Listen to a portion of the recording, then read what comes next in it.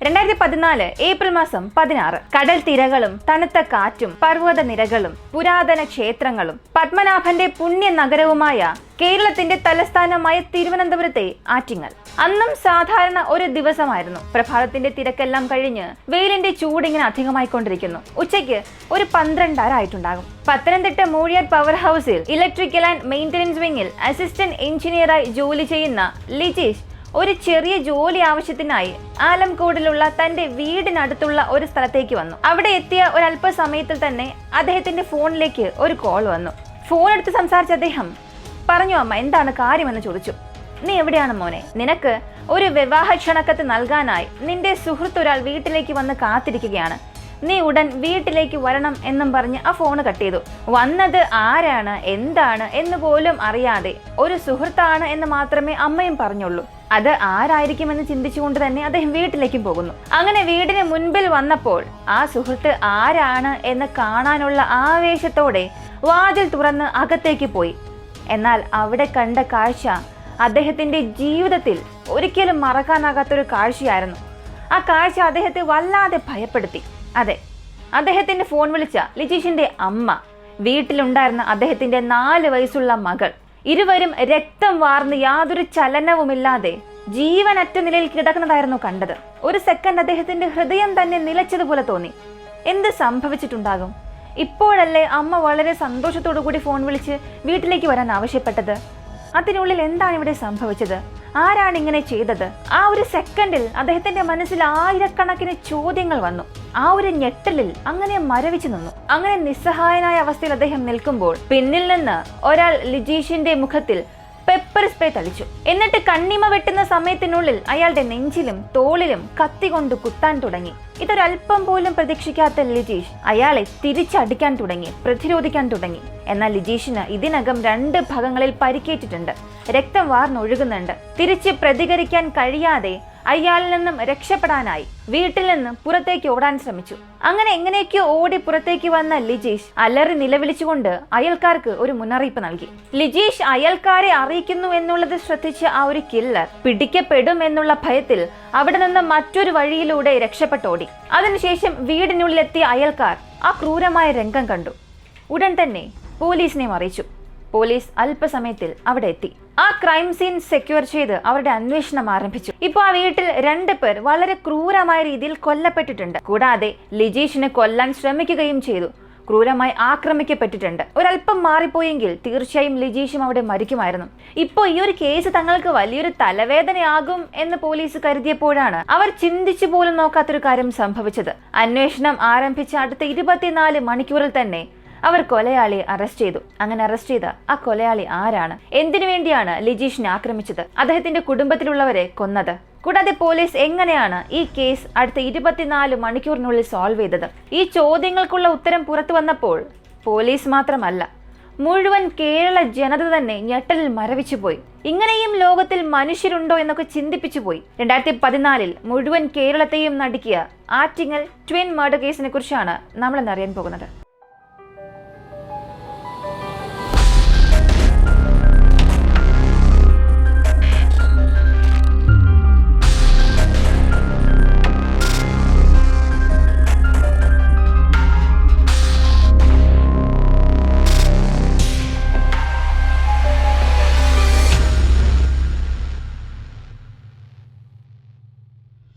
കേരളത്തിലെ ആറ്റിങ്ങലിനടുത്ത് ആലംകോടുള്ള വീട്ടിൽ 4 വയസ്സുള്ള ചെറുമകൾ സ്വസ്തികയോടൊപ്പം 57 വയസ്സുള്ള വിജയമ്മ അഥവാ ഓമന ഉച്ചകഴിഞ്ഞ് ജോലിയെല്ലാം കഴിഞ്ഞ് സമാധാനത്തോടുകൂടി ഒന്ന് വിശ്രമിക്കുകയായിരുന്നു. അതൊരു ബുധനാഴ്ചയായിരുന്നു. ഓമനയുടെ മകനായ ലിജീഷും മരുമകളായ അനുശാന്തിയും ജോലിക്ക് പോയിരിക്കുകയായിരുന്നു. ഇപ്പോൾ ഓമനയും സ്വസ്തികയും ഒഴികെ ആ വീട്ടിൽ മറ്റാരുമില്ല. അങ്ങനെ അവർ വിശ്രമിക്കുന്ന ആ സമയത്ത് ഉച്ചതിരിഞ്ഞ് പെട്ടെന്ന് അവരുടെ വീടിന്റെ കോളിംഗ് ബെൽ ശബ്ദം കേട്ടു. ഈ സമയത്ത് ആരാണ് വന്നതെന്ന് ചിന്തിച്ചുകൊണ്ട് ആ അമ്മ ചെന്ന് വാതിൽ തുറന്നു. വീടിന് മുൻപിൽ 40 വയസ്സ് തോന്നിക്കുന്ന ഒരു വ്യക്തി കയ്യിൽ ലെറ്ററുമായി നിൽക്കുന്നുണ്ട്. ഓമൻ അയാളെ നോക്കി, നിങ്ങൾ ആരാണ്, എന്താണ് വേണ്ടതെന്ന് ചോദിച്ചു. തിരിച്ചയാൾ, ഞാൻ നിങ്ങളുടെ മകൻ ലിജീഷിന്റെ സുഹൃത്താണ്. എന്റെ വിവാഹത്തിന് ലിജീഷിനെ ക്ഷണിക്കാനാണ് വന്നതെന്നും പറഞ്ഞു. ഇത് കേട്ട ഓമന ഒരല്പം പോലും ചിന്തിക്കാതെ അയാളെ വീടിനുള്ളിലേക്ക് വിളിച്ച് ഹാളിലിരുത്തി. സാധാരണ നമ്മുടെ കേരളീയരുടെയൊക്കെ ഒരു നല്ലൊരു സ്വഭാവം അല്ലെങ്കിൽ ഒരു അപകടം നിറഞ്ഞ സ്വഭാവം എന്ന് വേണമെങ്കിലും പറയാം. എല്ലാവരെയും വിശ്വസിച്ച് നമ്മൾ വീടിനുള്ളിലേക്ക് ക്ഷണിക്കും. ഒരു ആതിഥ്യ മര്യാദ നമ്മൾ അവിടെ ചെയ്യും. എന്നാൽ അങ്ങനെ ഒരു തെറ്റ് ഇവിടെ ഓമന ചെയ്തു. അടുത്ത് അയാൾ കാരണം സംഭവിക്കാൻ പോകുന്ന അനന്തരഫലങ്ങളെക്കുറിച്ച് ഒട്ടും തന്നെ ചിന്തിക്കാതെ ഓമന അയാൾക്ക് കുടിക്കാൻ എന്തെങ്കിലും കൊടുക്കണമെന്ന് ആലോചിച്ചു. അങ്ങനെ അടുക്കളയിലേക്ക് ഓമന പോയി. ഇപ്പോ അയാൾ വന്ന്, അമ്മേ, ലിജീഷിനെ ഒന്ന് ഫോൺ വിളിച്ച് വീട്ടിലേക്ക് വരാൻ പറയാമോ? അതിന് ശരിയെന്ന് പറഞ്ഞ ഓമന ഫോൺ എടുത്ത് ലിജീഷിനെ വിളിച്ചു. നിന്റെ സുഹൃത്ത് ക്ഷണക്കത്ത് നൽകാൻ വന്നിട്ടുണ്ട്, നിന്നെ കാണണം എന്നവൻ പറയുന്നു, നീ പെട്ടെന്ന് തന്നെ വീട്ടിലേക്ക് വാ എന്നും ആവശ്യപ്പെട്ടു. എന്നിട്ട് ഫോൺ കട്ട് ചെയ്തു. എന്നിട്ട് ഓമന, ഞാൻ നിങ്ങൾക്ക് കുടിക്കാൻ എന്തെങ്കിലും എടുത്തുകൊണ്ടുവരാം എന്ന് പറഞ്ഞ് സ്വസ്തികയുമായി അടുക്കളയിലേക്ക് പോയി. അടുക്കളയിൽ ജോലി ചെയ്തുകൊണ്ടിരിക്കുമ്പോൾ എന്തോ താഴെ വീണതുപോലുള്ള ഒരു വലിയ ശബ്ദം അവർക്ക് കേട്ടു. ഇതെന്താണ് ശബ്ദമെന്ന് വല്ലാത്ത ഞെട്ടലിൽ അവരങ്ങനെ തിരിഞ്ഞു നോക്കി. ആ സമയം അവരുടെ മുൻപിൽ കണ്ട കാഴ്ച വിവരിക്കാൻ സാധിക്കാത്തതായിരുന്നു. ക്ഷണക്കത്ത് വയ്ക്കാൻ വന്ന ആ വ്യക്തി കയ്യിൽ ഒരു ബേസ്ബോൾ ബാറ്റുമായി നിൽക്കുന്നുണ്ട്. താഴെ തറയിൽ തന്റെ 4 വയസ്സുള്ള മകൾ സ്വസ്തിക തലയിൽ നിന്നും രക്തം വാർന്ന് യാതൊരു ചലനവുമില്ലാതെ കിടക്കുന്നു. ഇപ്പൊ ഓമന നിലവിളിച്ചലറിക്കൊണ്ട് ആ വ്യക്തിയെ നോക്കി ഓടാൻ തുടങ്ങി. എന്നാൽ അപ്പോഴും ഒരു ദയയും കൂടാതെ അവൻ അതേ ബാറ്റ് വെച്ച് തന്നെ ഓമനയുടെ തലയിലും ശരീരത്തും എല്ലാം അടിക്കാൻ തുടങ്ങി. ഇപ്പൊ പ്രതിരോധിക്കാൻ പോലും ശക്തിയില്ലാത്ത അവർ താഴെ വീണ് വേദന കൊണ്ട് പിടയാൻ തുടങ്ങി. എന്നാൽ അവൻ വളരെ സാവകാശം അവൻ കൊണ്ടുവന്ന കത്തിയെടുത്ത് താഴെ തറയിൽ കിടന്നിരുന്ന ഓമനയുടെ കഴുത്തറക്കാൻ തുടങ്ങി. യാതൊരു ദയവുമില്ലാതെ 2 പേരെയും കൊന്നു. എന്നിട്ട് അവൻ ഒരു അല്പസമയം കാത്തിരുന്നു. 2 പേരും മരിച്ചു എന്ന് സ്ഥിരീകരിച്ചതിനു ശേഷം ഓമനയും പേരക്കുട്ടി സ്വസ്തികയും ധരിച്ചിരുന്ന ആഭരണങ്ങളെല്ലാം എടുത്തു. വീണ്ടും ആ വീടിനുള്ളിൽ തന്നെ അവൻ ഒളിച്ചിരിക്കാൻ തുടങ്ങി. എന്തിനവൻ ഒളിച്ചിരിക്കണം? അവരെ കൊന്നു, അവർ ധരിച്ചിരുന്ന ആഭരണവും എടുത്തു. പിന്നെയും എന്തിനാണ് അവൻ വീടിനുള്ളിൽ തന്നെ ഒളിച്ചിരിക്കുന്നത്? സാധാരണ എല്ലാവരും രക്ഷപ്പെടണമെന്നല്ലേ ചിന്തിക്കൂ. അങ്ങനെയാണെങ്കിൽ അവന്റെ ഉദ്ദേശം മോഷ്ടിക്കലല്ലേ? അതെ, ഇവൻ കുറച്ചു സമയത്തിന് മുൻപല്ലേ ഓമനയോട് പറഞ്ഞ് മകനെ വീട്ടിലേക്ക് വരാൻ ആവശ്യപ്പെട്ടത്. അപ്പോൾ ഇവന്റെ ഉദ്ദേശം തീർച്ചയായും ഒരു കവർച്ചയല്ല. അങ്ങനെയാണെങ്കിൽ ഇവർക്കുള്ളിൽ എന്തെങ്കിലും ഒരു പ്രതികാര ചിന്തയുണ്ടാകുമോ? ഇങ്ങനെയുള്ള ചില ചോദ്യം നിങ്ങൾക്ക് വരുന്നുണ്ടല്ലോ. ആദ്യമായി ഈ കേസ് വായിച്ചപ്പോൾ എനിക്കും അങ്ങനെ തന്നെയാണ് തോന്നിയത്. ഇപ്പൊ അവൻ ഏകദേശം ആ വീട്ടിൽ 30 മിനിറ്റോളം ഒളിച്ചിരുന്നു. അടുത്താണ് ആമുഖത്തിൽ ഞാൻ പറഞ്ഞ കാര്യങ്ങളെല്ലാം സംഭവിക്കാൻ തുടങ്ങിയത്. ഇപ്പൊ സംഭവം നടന്ന സ്ഥലത്ത് പോലീസ് എത്തി. ക്രൈം സീൻ സുരക്ഷിതമാക്കി. ഡെഡ് ബോഡീസ് പോസ്റ്റ്മോർട്ടം ചെയ്യാൻ അയച്ചു. പതിവ് പോലെ അവരുടെ അന്വേഷണം ലിജീഷിൽ നിന്നും ആരംഭിച്ചു. ഈ കേസ് എങ്ങനെ സോൾവ് ചെയ്യാം എന്ന് ചിന്തിച്ചുകൊണ്ട് ഈ കേസ് അന്വേഷണം ആരംഭിച്ച് പോലീസുകാർക്ക് തന്നെ ഞെട്ടലുണ്ടാക്കുന്ന രീതിയിലായിരുന്നു ലിജീഷ് ചില കാര്യങ്ങൾ പറഞ്ഞത്. തനിക്ക് ആ കില്ലർ ആരാണെന്ന് അറിയാം. കൂടാതെ അവന്റെ പേര്, അഡ്രസ്, എല്ലാ വിവരങ്ങളും അയാൾ പോലീസിന് നൽകി. ഇപ്പോൾ സംഭവം നടന്ന അന്നത്തെ ദിവസം 2014 ഏപ്രിൽ മാസം 16 പോലീസ് നേരെ കരിമണൽ എന്ന സ്ഥലത്തേക്ക് പോയി. പോലീസ് വരുന്നുണ്ട് എന്നറിഞ്ഞതും കില്ലർ അവന്റെ വീട്ടിൽ നിന്നും രക്ഷപ്പെടാൻ ശ്രമിച്ചു. എന്നാൽ പോലീസ് അവനെ പിടികൂടി അന്വേഷണത്തിനായി കസ്റ്റഡിയിലേക്ക് എടുത്തു. പതിവ് പോലെ ഇത്തരം ആളുകൾ അറസ്റ്റ് ചെയ്യപ്പെടുമ്പോൾ പറയാനായി നേരത്തെ കണ്ടുവച്ചിട്ടുള്ള ചില മൊഴികൾ അല്ലെങ്കിൽ ചില കൺഫെഷൻ ഉണ്ടായിരിക്കുമല്ലോ. അത് തന്നെ ഇവിടെയും സംഭവിച്ചു. തനിക്കും ഈ ഒരു കൊലപാതകത്തിനും യാതൊരു ബന്ധവുമില്ല എന്ന് പറയാൻ തുടങ്ങി. എന്നാൽ പോലീസ് അവരുടെ ശൈലിയിൽ അന്വേഷിച്ചപ്പോൾ എന്താണ് സംഭവിച്ചത് എന്ന് അവൻ പറയാൻ തുടങ്ങി. അയാളുടെ കുറ്റസമ്മതം കേട്ട് പോലീസ് മാത്രമല്ല, കേരള ജനത മുഴുവനും ഞെട്ടലിന്റെ കൊടുമുടിയിലെത്തി. ആക്കുളത്തുള്ള കരിമണൽ സ്വദേശിയായ 40 വയസ്സുള്ള ലിനോ മാത്യു തിരുവനന്തപുരം ടെക്നോ പാർക്കിലുള്ള ഒരു പ്രൈവറ്റ് കമ്പനിയിൽ അസോസിയേറ്റ് പ്രോജക്ട് ഓഫീസറായി ജോലി ചെയ്യുകയായിരുന്നു. അതേ കമ്പനിയിലാണ് 30 വയസ്സുള്ള അനുശാന്തി ടീം ലീഡർ ആയിരുന്നത്. ഈ ടീം ലീഡറായ അനു മറ്റാരുമല്ല, ആ മുഖത്തിൽ നമ്മൾ കണ്ട ലിജീഷിന്റെ ഭാര്യയാണ്. അതായത് മരിച്ചുപോയ ആ 4 വയസ്സുള്ള കുഞ്ഞിന്റെ അമ്മ. പഴകുന്തോറും പാലും പുളിക്കും എന്നൊരു പഴഞ്ചൊല്ലുണ്ടല്ലോ, അതുപോലെ തന്നെ അനുവിന് താൻ ഇത്രയും നാൾ ജീവിച്ച ജീവിതം ബോറടിക്കാൻ തുടങ്ങി. അപ്പോഴാണ് ഇവർ ജോലി ചെയ്യുന്ന കമ്പനിയിലെ ലിനോ മാത്യുവിനും അനുശാന്തിക്കും ഇടയിൽ ഒരു പരിചയം ഉണ്ടാകുന്നു. ഇല്ലീഗൽ റിലേഷൻഷിപ്പിലേക്ക് തന്നെ മാറാൻ തുടങ്ങി. തനിക്കൊരു കുടുംബമുണ്ട്, കുട്ടിയുണ്ട്. ഇക്കാര്യങ്ങളെല്ലാം മറന്ന് 2 പേരും തെറ്റായ വഴിയിലൂടെ പോകാൻ തുടങ്ങി. ആദ്യം മെസ്സേജ്, കോള്, ഇങ്ങനെ ചെറിയ രീതിയിലായിരുന്നു തുടങ്ങിയത്. പിന്നീട് അവർ ശാരീരിക ബന്ധത്തിൽ വരെ എത്തിപ്പെട്ടു. ഇനി ഒരു പടി മുകളിലേക്ക് കടന്ന് അവർ ഒരുമിച്ചിരിക്കുന്ന അവരുടെ സ്വകാര്യ നിമിഷങ്ങളെല്ലാം റെക്കോർഡ് ചെയ്ത് വയ്ക്കുകയും ആ വീഡിയോ കണ്ട് ആസ്വദിക്കുകയും ചെയ്തു. ദിവസവും മാത്യു ആണ് തന്റെ ഇന്നോവ കാറിൽ വന്ന് അനുവിനെ വീട്ടിൽ ഡ്രോപ്പ് ചെയ്യുന്നത്. ഇതൊരു ശീലമായി തന്നെ മാറി. എന്നാൽ ഇത് അധികനാൾ നീണ്ടു നിന്നില്ല. സത്യം എപ്പോഴായാലും പുറത്തു വരുമല്ലോ. അങ്ങനെ ഒരു ദിവസം ലിജീഷ് അനുവിന്റെ മൊബൈൽ ഫോൺ ഇങ്ങനെ കാഷ്വലായി നോക്കിക്കൊണ്ടിരിക്കുമ്പോൾ വാട്സപ്പിൽ അവൾ മാത്യുവുമായി സംസാരിച്ച് അവരുടെ അടുപ്പമുള്ള സംഭാഷണങ്ങൾ കേട്ട് അദ്ദേഹം തന്നെ ഞെട്ടിപ്പോയി. താനെ കാണുന്നത് സത്യമാണോ സ്വപ്നമാണോ എന്നൊക്കെ ചിന്തിച്ച് അദ്ദേഹം തകർന്നുപോയി. അനുവിനെ വിളിച്ച് ശകാരിക്കാൻ തുടങ്ങി. നമുക്ക് സുന്ദരിയായ ഒരു മകളുണ്ട്, സ്നേഹമുള്ള കുടുംബമുണ്ട്. ഇതൊക്കെ നീ മറന്നോ? നീ എന്താണ് ചെയ്യുന്നതെന്ന് നിനക്ക് മനസ്സിലാകുന്നുണ്ടോ? ഇക്കാര്യം പുറത്തെറിഞ്ഞാൽ കുടുംബത്തിന്റെ അഭിമാനത്തിന് എന്ത് സംഭവിക്കും? നമ്മളെ വിട്ടേക്ക്, കുറഞ്ഞ പക്ഷം നമ്മുടെ മകളെക്കുറിച്ചെങ്കിലും നീ ചിന്തിച്ചോ എന്ന് അദ്ദേഹം വളരെ ദേഷ്യത്തോടും നിരാശയോടും കൂടി ചോദിച്ചു. എന്നാൽ അനു പൂർണ്ണമായും അവളുടെ അഫെയറിൽ അങ്ങനെ മുങ്ങിപ്പോയിരുന്നു. അപ്പോഴും അവൾ യാതൊരു കുറ്റബോധവും ഇല്ലാതെ ലിജേഷ് പറഞ്ഞത് ഒട്ടും പരിഗണിക്കാതെ, അപ്പോ എനിക്ക് കുടുംബവും മകളും ഉള്ളതാണോ പ്രശ്നം? ഇത് രണ്ടും ഇല്ല എന്നുണ്ടെങ്കിൽ എൻ്റെ ഇഷ്ടമനുസരിച്ച് എനിക്ക് ജീവിക്കാൻ കഴിയും അല്ലേ? ശരിയല്ലേ? ഇതുപോലെ അവൾ ഒരു അമ്മയും എടുക്കാത്ത വളരെ മോശമായ തീരുമാനമെടുത്തു.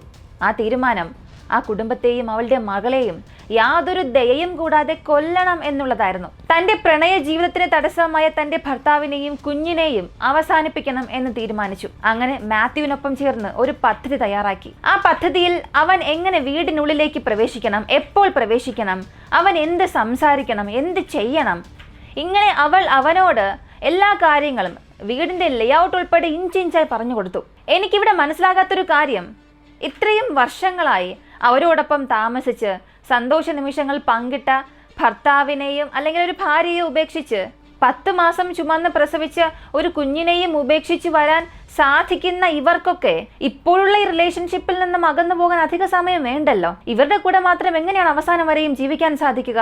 ഇനി ഇയാളെക്കാൾ ബെറ്റർ ആയിട്ടുള്ള മറ്റൊരാൾ കിട്ടിയാൽ പിന്നെ ഇയാളെയും ഉപേക്ഷിക്കുക തന്നെയല്ലേ ചെയ്യൂ? ഇതൊരു സിമ്പിൾ ലോജിക് തന്നെയാണ്. എന്തുകൊണ്ട് ഇതിവർക്ക് മനസ്സിലാകുന്നില്ല? ഇതിനെക്കുറിച്ച് എന്ത് പറയണമെന്നേ അറിയില്ല.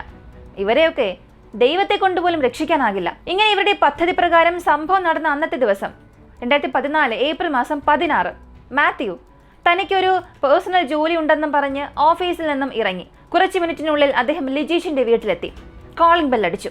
അതിനുശേഷം എന്താണ് സംഭവിച്ചതെന്ന് നമുക്കറിയാം. എന്നാൽ ഇതിൽ ഏറ്റവും ക്രൂരമായ കാര്യം എന്താണെന്ന് അറിയണ്ടേ? അവൾ ഭർത്താവിനെയും കുഞ്ഞിനെയും അമ്മായിയമ്മയെയും കൊല്ലാൻ വളരെ പെർഫെക്റ്റ് ആയ ഒരു പദ്ധതി തയ്യാറാക്കി. എന്നാൽ അവൾ നേരെ ഓഫീസിലേക്ക് ചെന്ന് ഇങ്ങനെയൊന്നും സംഭവിക്കാത്തതുപോലെ, തനിക്കൊന്നും അറിയാത്തതുപോലെ, ജോലി ചെയ്യുന്നത് പോലെ അഭിനയിക്കുകയായിരുന്നു. എന്നാൽ നമുക്ക് എല്ലാവർക്കും ഒരു കാര്യം നന്നായി തന്നെ അറിയാം, പ്രത്യേകിച്ച് നമ്മുടെ ചാനൽ സ്ഥിരമായി കാണുന്ന വ്യൂവേഴ്സിന്. പെർഫെക്റ്റ് ക്രൈം എന്ന് പറയാൻ ഒന്നും തന്നെ ഇല്ല. മാത്യു എല്ലാം സമ്മതിച്ചതിന് ശേഷം പോലീസ് അനുശാന്തി അറസ്റ്റ് ചെയ്തു. മാത്യുവിന്റെ വീട്ടിൽ നിന്നും മർഡർ വെപ്പൺസായ ബേസ്ബോൾ ബാറ്റ്, കൊലപാതകത്തിന് ഉപയോഗിച്ച കത്തി, ആ മർഡർ വെപ്പൺസ് എല്ലാം തുടയ്ക്കാൻ ഉപയോഗിച്ച ടവൽ, ആ മർഡർ ഒരു കവർച്ച പോലെ സ്ഥാപിക്കാൻ ആ വീട്ടിൽ നിന്ന് കൊണ്ടുപോയ ആഭരണങ്ങൾ, ഇതുപോലെ പോലീസ് എല്ലാം തന്നെ കണ്ടെടുത്തു. അതോടൊപ്പം മാത്യു, അനു ഇവരുടെ ഇന്റിമേറ്റ് പ്രൈവറ്റ് ഫോട്ടോസ്, മെസ്സേജസ്, ഇവരുടെ സംഭാഷണങ്ങൾ, വീഡിയോസ് എല്ലാം തന്നെ ലാപ്ടോപ്പിൽ നിന്നും കണ്ടെടുത്തു. ഇത് കോടതിയിൽ വളരെ ശക്തമായ തെളിവായി തന്നെ സമർപ്പിച്ചു. ഇതിനുശേഷം ഇവരിൽ അറ്റംപ്റ്റ് ടു മർഡർ, വിജേഷിനെ കൊല്ലാൻ ശ്രമിച്ചത്, ക്രിമിനൽ അതിക്രമം, അനുവാദമില്ലാതെ വീടിനുള്ളിലേക്ക് പ്രവേശിച്ചത്, വളരെ രഹസ്യമായി ആ കുടുംബത്തെ കൊല്ലാൻ പദ്ധതിയിട്ടത്, തെളിവ് നശിപ്പിക്കൽ, കവർച്ച, ലൈംഗിക കാര്യങ്ങൾ കൈമാറ്റം ചെയ്തത്, ഇങ്ങനെ നിരവധി കുറ്റങ്ങൾ അവർക്കെതിരെ ചുമത്തി. പ്രോസിക്യൂഷൻ ഭാഗത്ത് നിന്ന് 49 സാക്ഷികൾ, 85 തെളിവുകൾ, 41 വസ്തുക്കൾ എന്നിവ സമർപ്പിച്ചു. വിചാരണ നടക്കുമ്പോൾ തിരുവനന്തപുരം പ്രിൻസിപ്പൽ സെഷൻ കോടതിയിൽ സംഭവം നടന്ന് 2 വർഷം കഴിഞ്ഞ് 2016 ലിനോ മാത്യു, അനുശാന്തി ഇവർ രണ്ടുപേരും കുറ്റവാളികളെന്ന് തെളിയിക്കപ്പെടുകയും പ്രധാനപ്പെട്ട പ്രതിയായ ലിനോ മാത്യുവിന് ഡെത്ത് സെന്റൻസും അനുശാന്തിക്ക് ഇരട്ട ജീവപര്യന്തം കോടതി വിധി പ്രഖ്യാപിച്ചു. ഈ ഒരു കേസ് അപൂർവങ്ങളിൽ അപൂർവമായ കേസാണെന്ന് പറഞ്ഞ ജഡ്ജായ വി ഷെർസി ഈ അനുശാന്തി മാതൃത്വത്തിന് തന്നെ ഒരു നാണക്കേടാണെന്നും പറഞ്ഞു. എന്നാൽ അവളെ വിധിക്കെതിരെ ഹൈക്കോടതിയിൽ അപ്പീൽ നൽകി. അതിൽ നിന്നും 8 വർഷത്തിന് ശേഷം 2024 മെയ് മാസം 24 വെള്ളിയാഴ്ച ഈ കേസ് അന്വേഷിച്ച ഹൈക്കോടതി മാത്യുവിന്റെ ശിക്ഷ ജാമ്യമില്ലാത്ത 25 വർഷത്തെ ജീവപര്യന്തമാക്കി മാറ്റി. അതുപോലെ അനുശാന്തിയുടെ വിധിയിൽ യാതൊരു മാറ്റവുമില്ല എന്നും പറഞ്ഞു. അതെങ്ങനെയാണ് ശരിയാവുക? ഒരു കുട്ടിയെയും വൃദ്ധയെയും ക്രൂരമായി തന്നെ കൊലപ്പെടുത്തി. അവൻ എന്തുകൊണ്ട് കോടതി ഈ ഡെത്ത് സെന്റൻസ് മാറ്റി ജീവപര്യന്തമാക്കി? ഇങ്ങനെ നിങ്ങൾക്ക് ചിന്തിക്കാം. എന്നാൽ ഇതിലും ക്രൂരമായൊരു കാര്യം എന്താണെന്ന് അറിയണ്ടേ? ഇപ്പോൾ ഈ വർഷം ജനുവരി മാസം 2025 ജനുവരി മാസം 15-ാം തീയതി സുപ്രീം കോടതി 2ാം പ്രതിയായ അനുശാന്തിക്ക് ജാമ്യം നൽകിയിട്ടുണ്ട്. എന്നാൽ അനുവിന്റെ വാക്കുകൾ കേട്ട് കൊലപാതകം ചെയ്ത ലിനോ മാത്യു ഇന്നും പൂജപ്പുര സെൻട്രൽ ജയിലിൽ കിടന്ന് ബിരിയാണി കഴിക്കുകയാണ്. ഈ കേസിലൂടെ നമ്മൾ മനസ്സിലാക്കേണ്ട ഒരു കാര്യം, ഒരു പെൺകുട്ടി ആൺകുട്ടി ഇവർ തമ്മിലുള്ള സൗഹൃദം നല്ല കാര്യം തന്നെയാണ്. എന്നാൽ ആ ഒരു സൗഹൃദത്തിൽ നിന്നും പ്രണയത്തിലേക്ക്, തെറ്റായ ഒരു അഫെയറിലേക്കൊക്കെ മാറാൻ ഒരു ചെറിയ നൂലിയുടെ വ്യത്യാസം മാത്രമേ ഉള്ളൂ. ആ ലൈനിന്റെ ഈ ഭാഗത്തുള്ളതുവരെയും യാതൊരു പ്രശ്നവും ഇല്ല. എന്നാൽ അതിര് കടക്കുമ്പോൾ അതിൽ ഉൾപ്പെട്ട വ്യക്തി മാത്രമല്ല, അവരുടെ മുഴുവൻ കുടുംബവും അതിന്റെ അനന്തരഫലങ്ങൾ അനുഭവിക്കും. എനിക്കിപ്പോഴും മനസ്സിലാകാത്തൊരു കാര്യം, പല കേസുകൾ നമ്മൾ കണ്ടു, പലപ്പോഴും ഇതിനെക്കുറിച്ച് സംസാരിച്ചിട്ടുമുണ്ട്. ഭർത്താവ്, ഭാര്യ ഒരു ഘട്ടത്തിന് ശേഷം പങ്കാളിയുമായി ജീവിക്കാൻ അവർക്ക് ഇഷ്ടം തോന്നുന്നില്ല, പ്രസവിച്ച കുഞ്ഞിനെ പോലും ഇഷ്ടപ്പെടുന്നില്ല എന്നുണ്ടെങ്കിൽ നിങ്ങൾക്ക് വളരെ എളുപ്പത്തിൽ വിവാഹമോചനം നേടാം. അങ്ങനെ ചെയ്ത് നിങ്ങൾക്ക് ഇഷ്ടപ്പെട്ട ആളോടൊപ്പം നിങ്ങൾക്ക് ജീവിക്കാം. പകരം കൊലപാതകം ചെയ്യുന്നത് എങ്ങനെയാണ് ഒരു പരിഹാരമായി കണക്കാക്കുന്നത്? അതെന്തുകൊണ്ടാണെന്ന് മനസ്സിലാകുന്നില്ല. ഇതുപോലുള്ള നിരവധി കേസുകൾ നമ്മൾ കണ്ടിട്ടുണ്ട്. കൊലപാതകം ചെയ്യുക അത്ര എളുപ്പമാണോ? ഒരു വിവാഹമോചനം നേടുന്നതിനേക്കാളും എളുപ്പമാണോ കൊലപാതകം ചെയ്യുക? അകപ്പെടാതെ രക്ഷപ്പെടാമെന്നൊക്കെ എങ്ങനെയാണ് ഈ വിഡ്ഢികൾ ചിന്തിക്കുന്നത്? അതും ഈ മാത്യുവിന്റെ കാര്യം ചിന്തിക്കുമ്പോൾ, അനു പറഞ്ഞതെല്ലാം വിശ്വസിച്ച് അവൻ അതുപോലെ എല്ലാം ചെയ്തു. അത് ചിന്തിക്കുമ്പോഴാണ് വീണ്ടും അത്ഭുതം തോന്നുന്നത്. പറഞ്ഞിട്ട് കാര്യമില്ല. ഇതിനു മുൻപ് നമ്മളൊരു കേസ് ചെയ്തിരുന്നു. ഒരാൾ അഫെയറിന് വേണ്ടി സ്വന്തം മുഖത്ത് തന്നെ ആസിഡ് ഒഴിച്ചിട്ട് ഞാനാണ് മരിച്ചുപോയ പെൺകുട്ടിയുടെ ഭർത്താവെന്ന് വിശ്വസിപ്പിക്കാൻ ശ്രമിച്ചു. ഇതാണ് സുധാകർ സ്വാതിയുടെ കേസ്. നമ്മൾ ഇതിനകം ചെയ്തു. മട്ടൺ സൂപ്പ് ഉപയോഗിച്ച് കേസ് പരിഹരിച്ച ഒരു സംഭവം. അതും വളരെ അത്ഭുതം നിറഞ്ഞൊരു കേസ് തന്നെയാണ്. ഇവിടെ ചിന്തിക്കേണ്ടത്, അനു പറഞ്ഞു എന്നതിനു വേണ്ടി, അവൾക്ക് വേണ്ടി ഇത്രയും ക്രൂരമായൊരു കൊലപാതകം അവൻ ചെയ്യാൻ ശ്രമിച്ചു. പക്ഷെ അതിന് പകരം ഡിവോഴ്സ് നീ ചെയ്തിട്ട് വാ, നമുക്ക് മറ്റെവിടെയെങ്കിലും പോയി ജീവിക്കാമെന്ന് അവന് പറയാമായിരുന്നു. അതുപോലെ തന്നെയാണ് അനുവിനും ഈ കുടുംബമാണ് തനിക്കൊരു തടസ്സം, ഈ കുടുംബം ഉള്ളത് കൊണ്ടാണ് തനിക്ക് ഇഷ്ടമുള്ളതുപോലെ ജീവിക്കാൻ കഴിയുന്നില്ല എന്നവൾ ചിന്തിച്ചെങ്കിൽ അതിന് കൊലപാതകമാണൊരു പരിഹാരം എന്നുള്ള രീതിയിലേക്ക് പോയത് എന്തിന്? വളരെ ലളിതമായി വിവാഹമോചനം ചെയ്യാമായിരുന്നു. ഇപ്പോ യാതൊരു തെറ്റും ചെയ്യാത്ത 4 വയസ്സുള്ള ഒരു പിഞ്ചു കുഞ്ഞിനെ കൊല്ലുകയും ഒരു വയസ്സായ വൃദ്ധയെ കൊന്ന് ഒരു കുടുംബത്തെ തന്നെ ചിന്നാഭിന്നമാക്കി. എന്നിട്ട് ഇവർ ആഗ്രഹിച്ച ജീവിതം പോലും ഇവർക്ക് ജീവിക്കാനാകാതെ ജയിലിൽ കിടക്കുകയാണ്. ഇതിനെക്കുറിച്ച് എന്ത് പറയണമെന്നേ അറിയില്ല. ഇവർ ചെയ്ത ക്രൂര പ്രവർത്തികളെക്കുറിച്ചുള്ള നിങ്ങളുടെ അഭിപ്രായം എന്താണ്? സത്യത്തിൽ ഇവർക്ക് എന്ത് ശിക്ഷ ലഭിക്കണമായിരുന്നു? നിങ്ങളുടെ അഭിപ്രായം കമന്റിൽ പറയുക. ഇങ്ങനെയുള്ള കൂടുതൽ വ്യത്യസ്തമായ വീഡിയോസ് കാണാൻ താല്പര്യമുള്ളവരാണ് നിങ്ങളെങ്കിൽ ഇപ്പോൾ തന്നെ നമ്മുടെ ചാനൽ സബ്സ്ക്രൈബ് ചെയ്യുക. ഇതുവരെയും ഈ വീഡിയോയ്ക്ക് ലൈക്ക് ചെയ്യാത്തവരാണെങ്കിൽ ഇപ്പോൾ തന്നെ ലൈക്ക് ചെയ്യുക. മറ്റൊരു വീഡിയോയുമായി വീണ്ടും കാണാം.